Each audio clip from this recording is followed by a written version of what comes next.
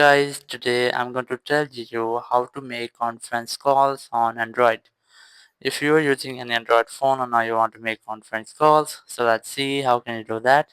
You just have to open your phone call app and here just make a call to the person which you want to call.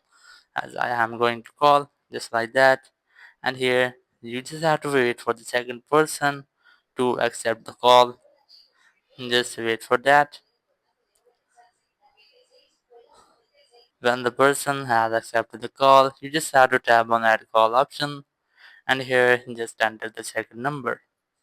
And I'm going to enter that call this person just like that. Now you just have to wait for the second person to attend the call.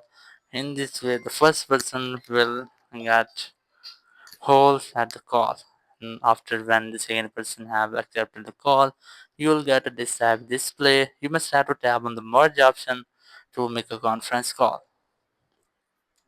So in this way, you can easily make a conference call on any Android phone.